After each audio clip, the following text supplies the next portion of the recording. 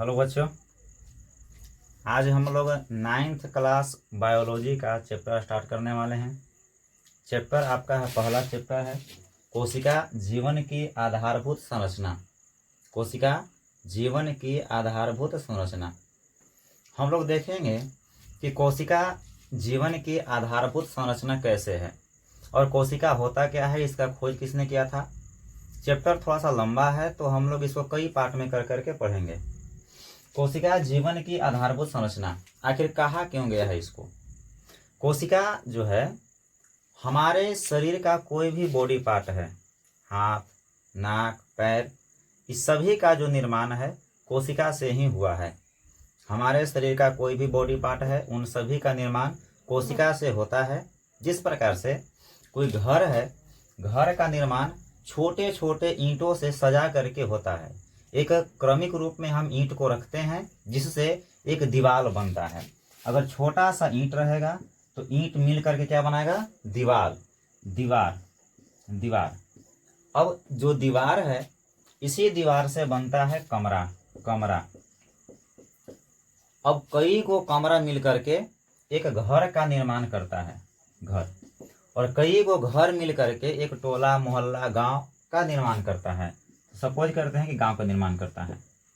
उसी प्रकार से हमारे शरीर में होता है कोशिका, जो कोशिका मिल करके निर्माण करता है उत्तक का। कोशिका से क्या बनेगा, उत्तक।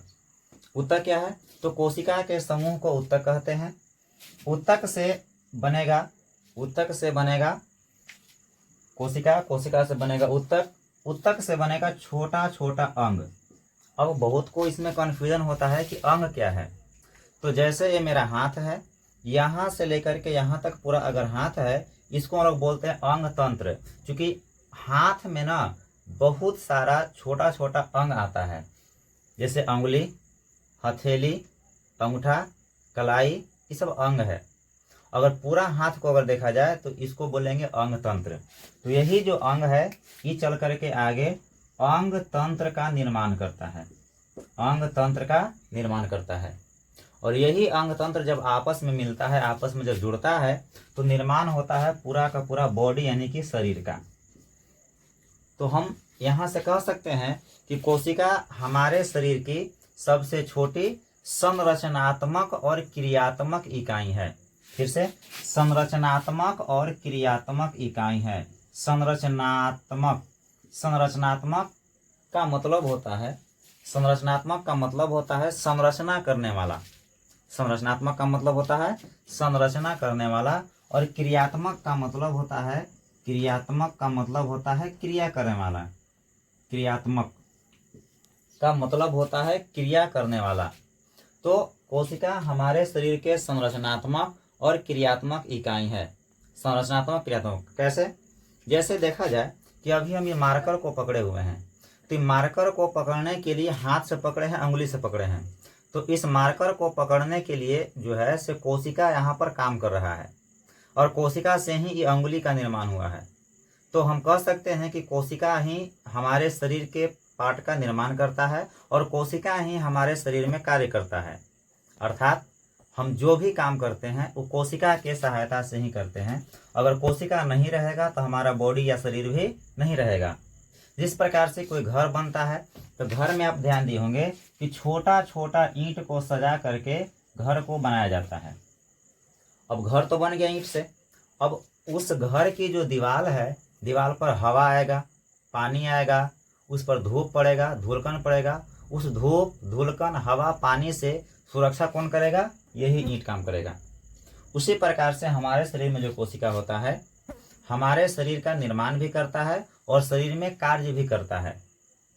इसके बाद हम पाएंगे कि हमारे शरीर में या अभी तक धरती पर, पहले धरती पर सबसे छोटी कोशिका कौन है। धरती पर सबसे छोटी कोशिका का नाम है माइकोप्लाज्मा। धरती पर पाई जाने वाली सबसे छोटी कोशिका का नाम है माइकोप्लाज्मा। माइकोप्लाज्मा, प्लाज्मा, या इसी को उन्हें बोलते हैं प्लूरोन्यूमोनिया। प्लूरोन्यूमोनिया, न्यूमोनिया। धरती पर पाई जाने वाली यह सबसे छोटी कोशिका है। धरती पर पाई जाने वाली यह सबसे छोटी कोशिका है। इसका आकार लगभग होता है 0.1 माइक्रोमीटर। 0.1 माइक्रोमीटर। तो धरती पर पाई जाने वाली सबसे छोटी कोशिका प्लूरोन्यूमोनिया, इसका आकार होता है 0.1 माइक्रोमीटर। उसी प्रकार से धरती पर पाई जाने वाली सबसे बड़ी कोशिका है शुतुरमुर्ग का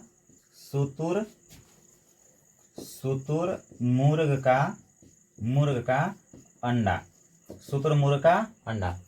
आप बगल में देखेंगे तो आपका सब फिगर लगा दिया जाएगा यहाँ पर, उससे आप देख सकते हैं। शुतुरमुर्ग का अंडा जो होता है इसका आकार होता है 170 से लेकर के 135 मिलीमीटर। शुतुरमुर्ग के अंडे का आकार होता है 170 से लेकर के 135 मिलीमीटर, यानी कि बड़ा सा कोशिका होता है। तो धरती पर पाई जाने वाली सबसे बड़ी कोशिका हो जाएगी शुतुरमुर्ग का अंडा, और धरती पर पाई जाने वाली सबसे छोटी कोशिका हो जाएगी माइकोप्लाज्मा या प्लूरोन्यूमोनिया। अब आती है बात कि मानव में पाई जाने वाली सबसे बड़ी कोशिका कौन है, या मानव में पाई जाने वाली सबसे छोटी कोशिका कौन है। मानव में पाई जाने वाली सबसे बड़ी कोशिका है अंडाणु, जो कि मादा में पाई जाती है। अंडाणु 8 क्लास में आप लोगों ने पढ़ा होगा कि अंडाणु मादा में पाया जाने वाला एक कोशिका है। इसी को हम लोग मादा युग्मक के नाम से भी जानते हैं, क्योंकि जनन में ही भाग लेता है। मानव में पाई जाने वाली सबसे छोटी कोशिका है शुक्राणु कोशिका। मानव में पाई जाने वाली सबसे छोटी कोशिका है शुक्राणु कोशिका, जो कि नर में होता है। अंडाणु होता है मादा में, शुक्राणु होता है नर में। मादा कहने का मतलब महिला, नर कहने का मतलब पुरुष। तो मानव में पाई जाने वाली सबसे बड़ी कोशिका अंडाणु कोशिका, मानव में पाई जाने वाली सबसे छोटी कोशिका शुक्राणु कोशिका, जो कि नर में पाया जाता है। अब है कि मानव में पाई जाने वाली सबसे लंबी कोशिका, सबसे लंबी कोशिका कौन है, तो सबसे लंबी कोशिका है तंत्रिका कोशिका। यह मानव में पाई जाने वाली सबसे लंबी कोशिका है। इसका आकार लगभग होता है 1.5 मीटर का, 1.5 मीटर। 1 मीटर या 1.5 मीटर का, 1 मीटर या 1.5 मीटर का होता है। शरीर में कोशिका के उपस्थिति के आधार पर सजीव को 2 भागों में बांटा गया है। कौन कौन सा? एक कोशिकीय जीव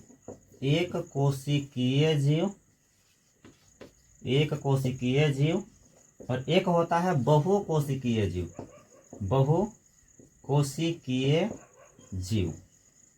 एक कोशिकीय जीव किसे कहते हैं? तो वैसा जीव जिसका शरीर केवल एक कोशिका से मिलकर बना होता है। उसे बोलते हैं एक कोशिकीय जीव। जैसे कि अमीबा, फोटो बगल में देख सकते हैं आप लोग, अमीबा या पैरामीशियम या और बहुत सारा जीवाणु। शैवाल भी कुछ एक कोशिकीय होता है। प्रोटोजोआ तो अमीबा खैर है ही, अमीबा प्रोटोजोआ है ही। इसके अलावा कुछ जीवाणु भी होता है, कुछ शैवाल भी होता है, कुछ कवक भी होता है। तो एक कोशिकीय जीव बोले कि वैसा जीव जिसका शरीर केवल एक कोशिका से बना होता है, उसे एक कोशिकीय जीव कहते हैं। बहुकोशिकीय जीव कि वैसा जीव जिसका शरीर 2 या 2 से अधिक कोशिका से मिलकर बना होता है। वैसा जीव जिसका शरीर 2 या 2 से अधिक कोशिका से मिलकर के बना होता है, उसे हम लोग कहते हैं बहुकोशिकीय जीव। जैसे कि मानव, कुत्ता, बिल्ली, हाथी, बड़ा जो जीव है उसको हम लोग बोलते हैं बहुकोशिकीय जीव। अब अगर देखा जाए कि हमारे शरीर में कोशिका की संख्या लगभग कितनी हो सकती है, तो इसके लिए एक सिंपल सा फॉर्मूला आता है कि अगर कोई व्यक्ति है जिसका वजन है 50 किलो, जिसका वजन है 50 केजी, तो वह अपने वजन के 10 के पावर 15 से अगर गुणा कर दे तो लगभग इतना कोशिका उनके शरीर में पाया जाता है। किसी का वजन होगा 20 किलो, कोई बात नहीं, 20 गुने 10 के पावर 15 इतना कोशिका पाया जाएगा। किसी के शरीर का वजन होगा 22 किलो, तो 22 गुने 10 के पावर 15 लगभग इतना कोशिका उनके शरीर में पाया जाता है। तो यहाँ तक अभी हम लोगों ने देख लिया। अब आगे चलेंगे कोशिका संबंधी खोज के बारे में कि किन्होंने कोशिका का खोज किया, कोशिका का अध्ययन क्या कहलाता है, इसके बारे में हम लोग चलेंगे आगे चलते हैं। हम लोग अब कोशिका संबंधी कुछ खोज के बारे में जानकारी लेंगे। कोशिका का सबसे पहले खोज किया था रॉबर्ट हुक नाम के वैज्ञानिक ने। कोशिका का सबसे पहले खोज किया था रॉबर्ट हुक नाम के वैज्ञानिक। इधर लिख देते हैं, इधर नहीं दिखेगा तो 1665 में रॉबर्ट हुक अंग्रेज वैज्ञानिक थे जिनका नाम था रॉबर्ट हुक। इन्होंने ही सबसे पहले कोशिका का खोज किया था। कैसे किया था, तो इसके लिए हमने वो कहानी बनाए हैं। हालांकि ये कहानी रियल नहीं है, लेकिन डेट और नाम इसमें रियल है, केवल समझने के लिए हम बनाए हैं। हुआ का कि एक बार ना रॉबर्ट हुक ना जंगल की यात्रा कर रहे थे। ठंडी का समय था, जंगल की यात्रा कर रहे थे। तो जंगल की यात्रा करते करते ना इनको हो गया शाम। जब शाम हुआ तो ठंडा लगा, ठंडी के समय था। तो ठंडी के समय में इन्होंने क्या किया कि आग को लहराना शुरू किया जंगल में ही। जब आग लहराना इन्होंने शुरू किया तो इन्होंने पाया कि जो पत्ता लहरा रहे हैं ये पत्ता बहुत जल्दी आग बुझ जा रहा है, इसका ये बहुत जल्दी पत्ता समाप्त हो जा रहा है, इसका आग लंबे समय तक टिक नहीं पा रहा है। इन्होंने क्या किया कि उसी समय पेड़ की लकड़ियां चुन करके और उस पर आग लहराना शुरू किया। जब आग लहराया इन्होंने तो लकड़ी का आग थोड़ा सा लंबे समय तक टिका, इनको आराम मिला। इसके बाद इन्होंने क्या किया कि उसी दौरान पेड़ के एक छाल था, पेड़ के छाल को भी आग पर रख दिया। अब पेड़ का छाल जो था ना ये अच्छा से लहर नहीं रहा था। इन्होंने सोचा कि यार सब लहर जा रहा है तो पेड़ के छाल काहे नहीं लहर रहा है। तब इन्होंने जब छाल को देखा तो इन्होंने पाया कि जो पेड़ का छाल है ये पेड़ का छाल भींगा हुआ है, इसमें पानी घुसा। इन्होंने सोचा कि यार पेड़ के छाल जो है इसमें पानी आखिर गया अंदर क्यों, इसका मतलब इसके अंदर कहीं ना कहीं जगह होगा। जैसे अगर कैप है, ये कैप में अगर इसको हम डाल दे रहे हैं तो यानी कि इसके अंदर जगह है, जगह है तभी तो इसके अंदर ये मार्कर समझ आ रहा है। अगर जगह नहीं होता तो ये मार्कर समझता ही नहीं। इन्होंने भी सोचा कि पेड़ के जो छाल है इसमें कहीं ना कहीं तो जगह है, जब जगह है तभी तो इसके अंदर पानी घुस जा रहा है। तब इन्होंने क्या किया कि उस पेड़ के छाल को घर लेकर के आए और उस पर अपना अध्ययन शुरू किया। जब इन्होंने अध्ययन किया तो इनको पता लगा कि पेड़ के छाल के अंदर, पेड़ के छाल के अंदर इस प्रकार से मधुमक्खी के छत्ता के जैसा कुछ संरचना पाया जा रहा है। मधुमक्खी के छत्ता के जैसा कुछ संरचना पाया जा रहा है। तो इन्होंने सोचा कि आखिर है क्या, क्योंकि उस समय तो सेल यानी कि कोशिका नाम का कोई चीज था ही नहीं, खोज हुआ ही नहीं था। तो इन्होंने सोचा कि आखिर ये है क्या।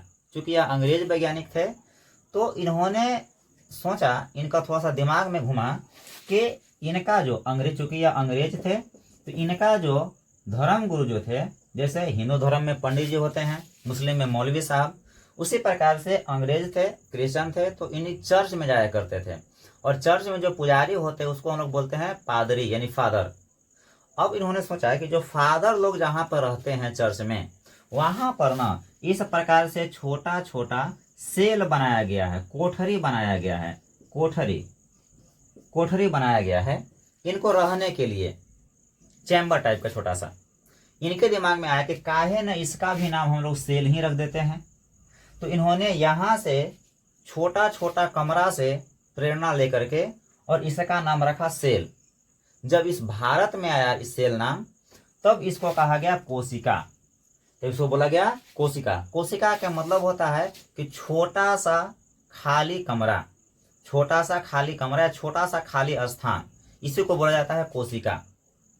अब जब इन्होंने कोशिका का खोज किया तो पूरे दुनिया में इनका नाम हो गया कि भाई इन्होंने कुछ नया खोज किया है, कोशिका का खोज किया है। तो इन्होंने सबसे पहले कोशिका का खोज किया था। और यहाँ पर ध्यान देने वाली बात है कि इन्होंने कोशिका का खोज किया था किस पे, तो पेड़ के छाल पर। पेड़ के छाल पर। पेड़ के जो छाल होता है ये मृत होता है, यानी कि मरा हुआ होता है। तो यहाँ से आप कह सकते हैं कि रॉबर्ट हुक जो थे इन्होंने मृत कोशिका का खोज किया था। किस कोशिका का खोज किया था? मृत कोशिका का। क्योंकि जो पेड़ का छाल होता है ये मृत होता है, ये जीवित ही नहीं होता है। पेड़ जब सूख जाता है, पेड़ का छाल जब सूखता है तब टूट करके बाहर गिरता है, नीचे भी गिरता है, तो उसी को नहीं बोलते हैं कि पेड़ के छाल है। तो इन्होंने पेड़ के छाल पर ही अपना कोशिका का खोज किया, जो कि था मृत कोशिका, या इसी को आप लोग एक और नाम से जानते हैं, कॉर्क कोशिका। कॉर्क कोशिका।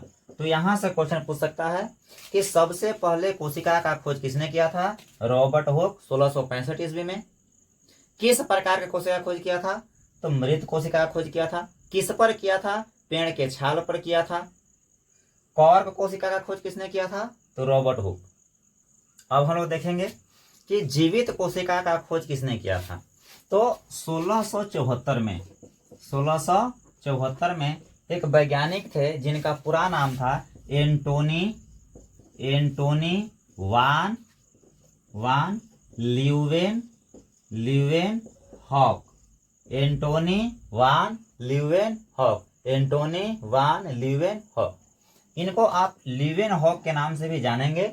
ऑप्शन में ल्यूवेनहॉक भी अगर देगा तो समझना है कि एंटोनी वान ल्यूवेनहॉक ही कह रहा है, इनका शॉर्ट नाम है। इन्होंने क्या किया कि 1674 के पहले एक सरल सूक्ष्मदर्शी का खोज किया। सरल सूक्ष्मदर्शी, आप लोग सूक्ष्मदर्शी देखे होंगे, तो जो आपका स्कूल में आता होगा वो कंपाउंड माइक्रोस्कोप है, सरल सूक्ष्मदर्शी नहीं है वो। सरल सूक्ष्मदर्शी का खोज किया इन्होंने, और उस जब खोज किया सूक्ष्मदर्शी का तो उसमें एक लेंस बनाया। लेंस किसका बनाया? लेंस बना था कांच और प्लास्टिक का। तो कांच और प्लास्टिक की सहायता से इन्होंने एक छोटा सा लेंस बनाया और उस लेंस को एक फ्रेम के ऊपर रख करके उससे वस्तुओं को देखना शुरू किया। जब इन्होंने वस्तु को रख करके देखना शुरू किया तो इनको कोई भी चीज बड़ा बड़ा दिखाई दे रहा था। जब कोई भी चीज बड़ा बड़ा दिखाई दे रहा था तो इनके मन में उत्सुकता जागी कि हम कोई भी चीज को देख रहे हैं तो बड़ा दिखाई पड़ रहा है, तो हमारे यहाँ कहा कि धधा रहा है, धधाई थे। अगर आप लोग के भी नया साइकिल अगर ले देवल जाए तो रात भर नींद नहीं आता है, आप लोग चाहते हैं कखनी उस साइकिल को हमने चलावें। तो उसी प्रकार से इनमें उत्सुकता जागी। इन्होंने तरह तरह के वस्तुओं को उस पे रह करके देखना शुरू किया। उसी क्रम में इन्होंने क्या किया कि उस सरल सूक्ष्मदर्शी के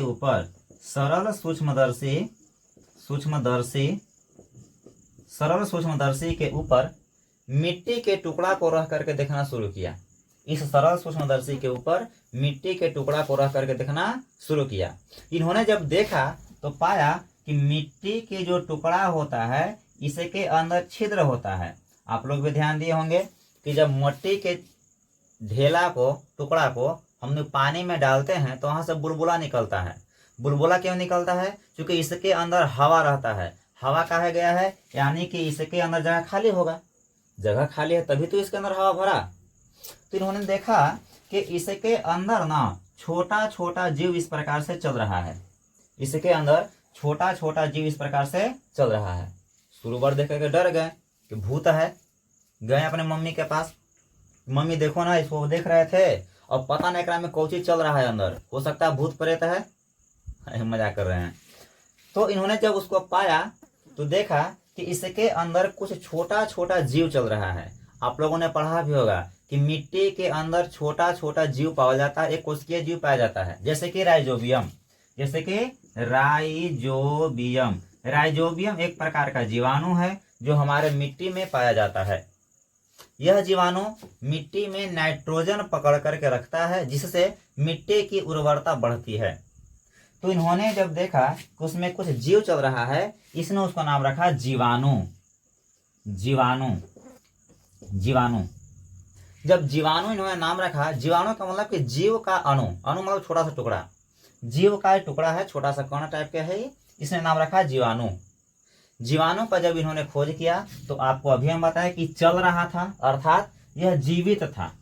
चल रहा था तो जीवित होगा, मरल आदमी थोड़ी ना चलेगा कोई, अगर कोई मर गया तो थोड़ी ना चलेगा वो, अर्थात ये जीवित होगा। तो इन्होंने जीवित कोशिका का खोज कर दिया।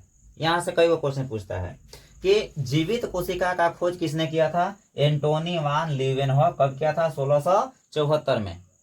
जीवाणु का खोज किसने कर दिया? एंटोनी वान लीवेनहॉक। राइजोबियम का खोज किसने कर दिया? एंटोनी वान लीवेनहॉक। सरल सूक्ष्मदर्शी का खोज किसने कर दिया? एंटोनी वान लीवेनहॉक। अब आगे चलते हैं। अब आया समय 1831 का। अभी तक हम लोगों ने मृत कोशिका, जीवित कोशिका का खोज कर लिया है। जब मृत कोशिका और जीवित कोशिका का खोज हो गया तो लोगों ने इन कोशिकाओं को देखना शुरू किया सूक्ष्मदर्शी पर रख करके कि क्या चीज है, क्या इससे हो रहा है, किस प्रकार का संरचना है। तो उसी क्रम में 1831 में रॉबर्ट ब्राउन नाम का एक वैज्ञानिक था। ये ब्राउन के मतलब होता है भूरा। हम लोग के गांव में अगर कोई बच्चा भूअर है उसको नहीं बोलते हैं भूरा। तो अंग्रेज था तो इन्होंने भूरा होगा तो इनका नाम रख दिया रॉबर्ट ब्राउन। आगे चलते हैं। रॉबर्ट ब्राउन जब देखा कोशिका को तो इन्होंने पाया कि कोशिका के अंदर कुछ गोलाकार गाढ़ा तरल पदार्थ है। इन्होंने पाया कि कोशिका के अंदर कुछ गोलाकार गाढ़ा तरल पदार्थ है और यहीं से पूरे के पूरे कोशिका को कंट्रोल किया जा रहा है, नियंत्रित किया जा रहा है। इन्होंने इसका नाम रखा केंद्रक, न्यूक्लियस। केंद्रक अंग्रेजी में इसी को बोलते हैं न्यूक्लियस। अब सुनिए, केंद्रक नाम रखा रॉबर्ट ब्राउन ने, खोज किया इसका। अब सुनिए, केंद्रक चूंकि पूरे कोशिका का नियंत्रण कर रहा था तो इन्होंने कहा कि कोशिका का दिमाग केंद्रक है। जिस प्रकार से हमारा जो पूरा शरीर है ये कहाँ से नियंत्रित होता है? दिमाग से होता है नियंत्रित। उसी प्रकार से इन्होंने कहा कि कोशिका जो है, कोशिका का दिमाग कौन है? केंद्रक है। तो केंद्रक का खोज किया था रॉबर्ट ब्राउन 1831 ईस्वी में। आगे चलते हैं। अब आई 1839 का समय। अब आया 1839 का समय। इस समय एक वैज्ञानिक है जिनका नाम था पुरकिंजे। पुरकिंजे ने क्या किया कि जब कोशिका को देखा तो इन्होंने पाया कि कोशिका के अंदर कुछ लिक्विड पदार्थ, कुछ द्रव्य पदार्थ पाया जा रहा है। इन्होंने पाया कि कोशिका के अंदर कुछ द्रव्य पदार्थ पाया जा रहा है। इन्होंने इसका नाम रखा जीव द्रव्य। 1839 में पुरकिंजे ने जब कोशिका का अध्ययन किया, कोशिका को देखा तो इन्होंने पाया कि कोशिका के अंदर कुछ द्रव्य टाइप का कुछ संरचना है, लिक्विड फॉर्म में कुछ संरचना इसमें है। इन्होंने उसका नाम रखा जीव द्रव्य। जीव द्रव्य को हम लोग दो भागों में बांट करके पढ़ते हैं। कौन कौन? एक होता है कोशिका द्रव्य, एक होता है केंद्रक द्रव्य।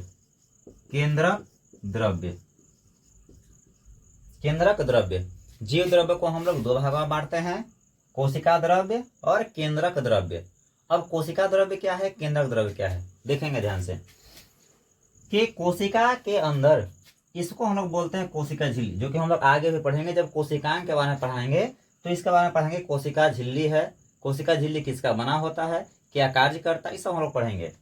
तो इन्होंने कहा कि कोशिका झिल्ली और एक केंद्रक झिल्ली के बीच में, कोशिका झिल्ली और केंद्रक झिल्ली के बीच में इधर जो भी द्रव्य पाया जाता है उसको हम लोग कहेंगे कोशिका द्रव्य। कोशिका झिल्ली और केंद्रक झिल्ली के बीच में जो भी द्रव्य पदार्थ पाया जाता है उसको बोलते हैं कोशिका द्रव्य। अब सुनिए कि केंद्रक के अंदर, यह भी हम लोग यही पढ़े ना, केंद्रक किसको बोलते थे? केंद्रक के अंदर जो भी द्रव्य पाया जाएगा उसको हम लोग बोल देंगे केंद्रक द्रव्य। एक बार फिर से, 1839 में पुरकिंजे इन्होंने खोज किया जीव द्रव्य का। जीव द्रव्य के कोशिका के अंदर पाए जाने वाले द्रव्य को जीव द्रव्य कहते हैं। कोशिका के अंदर पाए जाने वाले द्रव्य को जीव द्रव्य कहते हैं। जीव द्रव्य को हम लोग दो भागों में बांटते हैं। कौन कौन से? कोशिका द्रव्य और केंद्रक द्रव्य। कोशिका द्रव्य किसे कहेंगे कि कोशिका झिल्ली और केंद्रक झिल्ली के बीच में इधर जो भी द्रव्य पाया जाएगा उसको हम लोग बोल देंगे कोशिका द्रव्य, और केंद्रक के अंदर जो भी द्रव्य पाया जाएगा उसको बोल देंगे केंद्रक द्रव्य। हम लोग आगे चलते हैं। 1838 में एक वैज्ञानिक थे जो कि वनस्पति विज्ञान के वैज्ञानिक थे। अब वनस्पति विज्ञान क्या है, तो जब आप ग्रेजुएशन में जाएंगे तो जीव विज्ञान यानी कि बायोलॉजी को दो भागों में बांटा गया है। कौन कौन सा? एक को हम लोग बोलते हैं जीव विज्ञान को दो भागों में बांटा गया है। जीव विज्ञान बायोलॉजी, जीव विज्ञान को दो भागों में बांटा गया है। एक होता है वनस्पति विज्ञान, वनस्पति विज्ञान और एक होता है जंतु विज्ञान, जंतु विज्ञान। इसको हम लोग अंग्रेजी में बोलते हैं बॉटनी, इसको बोलते हैं जूलॉजी। अब इसमें क्या होता है वनस्पति विज्ञान में कि वनस्पति विज्ञान में पेड़ पौधों का अध्ययन किया जाता है कि पेड़ पौधा कैसे बना है, फल कैसे लग रहा है, फूल कैसे लग रहा है, इसका डंठल कैसे बना हुआ है, जड़ी क्या है, इन सब के बारे में, पेड़ पौधा के बारे में इसको पढ़ा जाता है। या उससे संबंधित रोग, उसका उपचार, उसका प्रजनन, इन सब के बारे में इसमें पढ़ा जाता है। जंतु विज्ञान के, जंतु विज्ञान में जंतु के बारे में अध्ययन किया जाता है, जैसे आदमी, कुत्ता, बिलाई, मानव जो भी होगा, तो जंतु के बारे में हम लोग पढ़ते हैं जंतु विज्ञान में। तो ये जो स्लाइडेन थे, स्लाइडेन लिख देते हैं, स्लाइडेन थे, स्लाइडेन वनस्पति विज्ञान के जनक थे। स्लाइडेन जनक नहीं, मतलब वनस्पति वैज्ञानिक थे। स्लाइडेन वनस्पति वैज्ञानिक थे। ये वनस्पति विज्ञान में रिसर्च किया करते थे। रिसर्च के दौरान इन्होंने पाया कि जितना भी पौधा है, रिसर्च के दौरान इन्होंने क्या पाया कि जितना भी पौधा है उन सबका जो शरीर है छोटे छोटे कोशिका से मिलकर के बना होता है। इन्होंने जब ये बात कही कि जितना भी पौधा है सबका सब छोटे छोटे कोशिका से मिलकर के बना होता है, तो इनका अलग सिद्धांत बनाया गया। इसको बोलते हैं हम लोग पादप कोशिका, पादप कोशिका सिद्धांत, पादप कोशिका सिद्धांत। इनके एक साल के बाद, अर्थात 1839 में एक और वैज्ञानिक आए जिनका नाम था स्वान ने कहा कि भैया रे, जब तू बोल रहा है कि पादप का शरीर छोटे छोटे कोशिका से मिलकर के बना होता है, तो हम काहे ना तोरा लबते कॉपी कर देते हैं। इन्होंने भी कॉपी किया। इन्होंने क्या कहा कि हम अब जंतु पर रिसर्च करेंगे, क्योंकि हम जंतु विज्ञान के रिसर्चर हैं, हम जंतु विज्ञान के बारे में रिसर्च करते हैं, जंतु पर रिसर्च करते हैं। इन्होंने क्या कहा एक साल के बाद कि जितना भी जंतु है, अर्थात मानव, हाथी, घोड़ा, चूहा, मूस, चुट्टी जो भी रहेगा, इन्होंने कहा कि जितना भी जंतु है उन सभी जंतुओं का शरीर भी, इन्होंने क्या बोला कि जितना भी जंतु है उन सभी जंतुओं का शरीर भी छोटे छोटे कोशिका से मिलकर के बना होता है। अर्थात इन्होंने दे दिया जंतु कोशिका सिद्धांत, जंतु कोशिका सिद्धांत। अब यहां से आप लोग क्वेश्चन पूछता है कि पादप कोशिका सिद्धांत का खोज किसने किया था? पादप कोशिका सिद्धांत का खोज किसने किया था? स्लाइडेन। कब किया था? 1838 में। जंतु कोशिका सिद्धांत का खोज किसने किया था? स्वान, 1839 में, इसके जस्ट एक साल के बाद। लेकिन अगर डायरेक्ट क्वेश्चन पूछे कि कोशिका सिद्धांत किसने दिया था, कोशिका सिद्धांत किसने दिया था, तो देखिए ध्यान से, इसमें भी कोशिका सिद्धांत लगा हुआ है, इसमें भी कोशिका सिद्धांत लगा हुआ है। तो अब आंसर कौन मारेंगे? स्लाइडेन की स्वान? तब हमको आंसर मारना है दोनों कि कोशिका सिद्धांत किसने दिया था, तो लिखेंगे स्लाइडेन, स्लाइडेन और स्वान, स्लाइडेन और स्वान। यहां तक क्लियर है? अब आगे चलते हैं। 1855 में एक वैज्ञानिक आए जिनका नाम था विर्चो। 1855 में एक वैज्ञानिक आए जिनका नाम था विर्चो। विर्चो ने बताया कि जो शरीर में जो नई नई कोशिका बनती है, जैसे एग्जाम्पल के तौर पर हम लोग जब जन्म लिए होंगे तो छोटा सा होंगे, 2 किलो 4 किलो 5 किलो। अब 5 किलो 4 किलो से हम लोग आज इतना 40 किलो 50 किलो का वजन हो गया, कोशिका के संख्या इतना सारा बढ़ गया। ये कोशिका आखिर आया कहाँ से? ऐसा तो है नहीं कि कोशिका को रात के सोते हम लोग और कोशिका को जाकर शरीर पर लेप दिया, पूरा लगा दिया कि ले इतना दूसरा कोशिका लग गया तो, ऐसा तो हो नहीं सकता है। तो आखिर इतना कोशिका आया कहाँ से? तो इन्होंने 1855 ईस्वी में बताया कि हमारे शरीर में जो भी नया नया कोशिका बनता है, हमारे शरीर में जो भी नया नया कोशिका बनता है वो पहले से मौजूद कोशिकाओं से बनता है। अर्थात कहने का इनका मतलब था कि हमारे शरीर में कोशिका विभाजन होता है। एग्जाम्पल के तौर पर अगर ये कोशिका है तो कोशिका अपने आप में विभाजित होकर के दो भागों में बटेगा। हालांकि कोशिका विभाजन कई प्रकार का होता है, समसूत्री, अर्धसूत्री, सूत्री। तो हम लोग उतना डीपली भी नहीं जाएंगे, हम लोग सिर्फ इतना पढ़ेंगे भी कि कोशिका दो भागों में बढ़ता है, विभाजित होता है।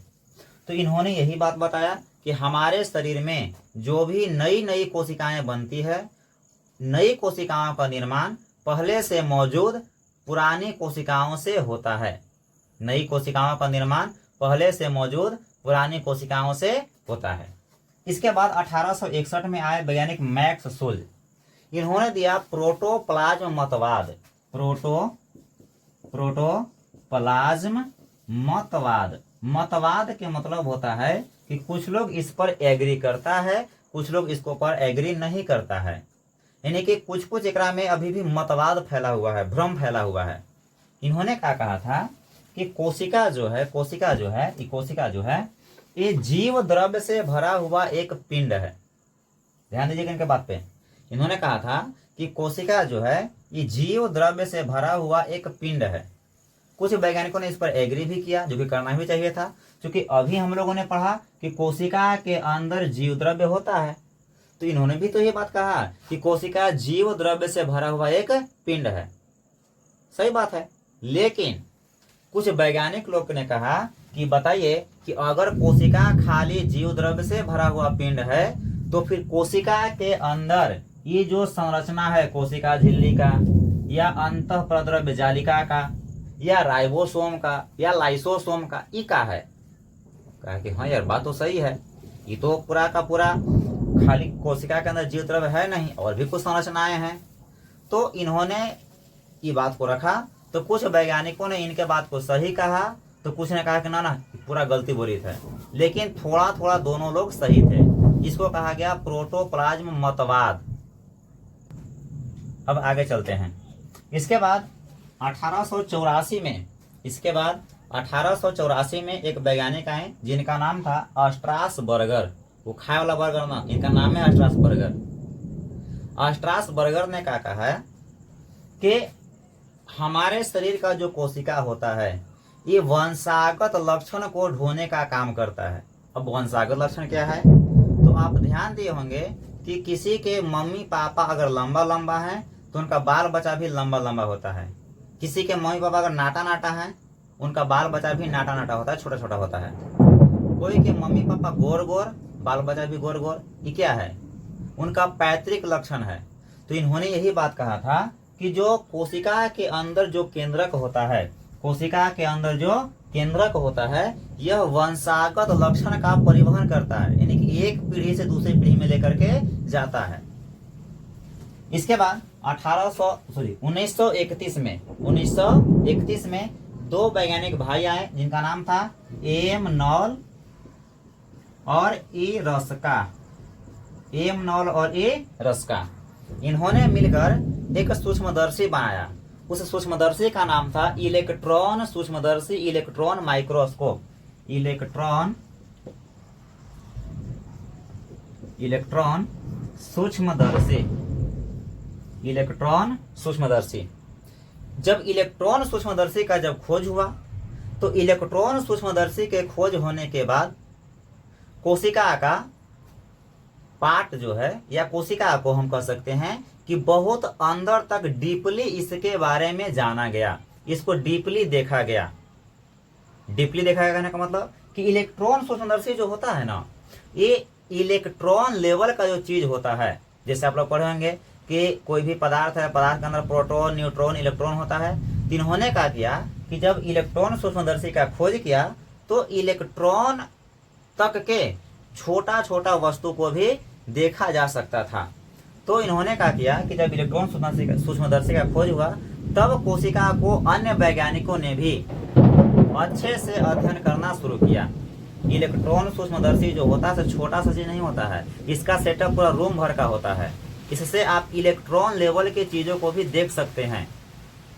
चलिए, तो हम लोगों ने देखा कि कोशिका में कौन कौन सा खोज हुआ, कैसे कैसे खोज हुआ। फिलहाल के लिए इतना ही रहने देते हैं। बारिश